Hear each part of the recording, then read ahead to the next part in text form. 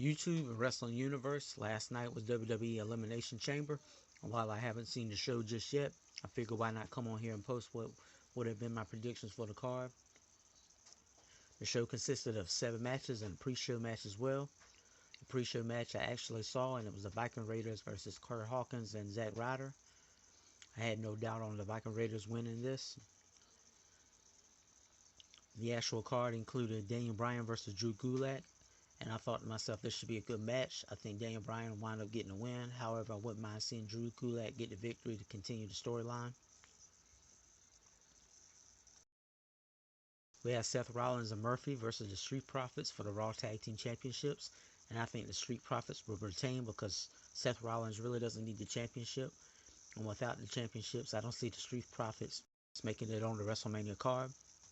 Hopefully we can get the AOP and the Profits, with AOP getting the championships. Braun Strowman versus Sami Zayn, Cesaro, and Shinsuke Nakamura for the Intercontinental Championship. With the Intercontinental Championship match, I know the outcome. However, I didn't want to see Braun Strowman get the win and bury the 3 great talents. I wanted Sami Zayn to somehow get the win and become the champion. Storyline-wise, this could go somewhere between the 3 men. Braun Strowman is a monster, and he really doesn't need a championship. We have Andrade versus Humberto Guerrero for the United States Championship, and I think Andrade will retain. No reason really, I just personally rather have Andrade keep it.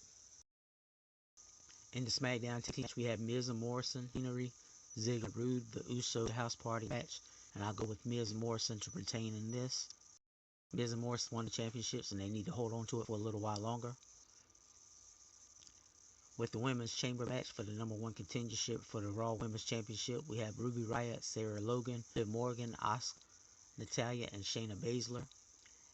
And with this, I actually saw the match already, so I can't say too much. However, it went as I expected.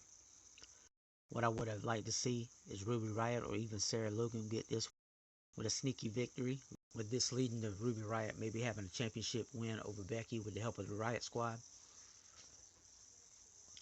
Truthfully, Becky Lynch versus Shayna Baszler really doesn't need to be for the championship. This would also take away from what was a very predictable outcome for this match. There's also AJ Styles versus Aleister Black in a no disqualification match.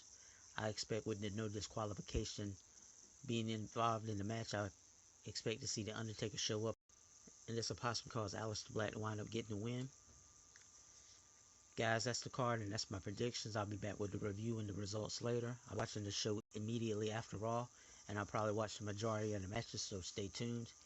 Either way, I'll probably post a Raw review with it as well. Thank you for everything that you do and for giving your time and energy to this video. All comments are welcome, and I hope you all enjoyed this year's Elimination Chamber.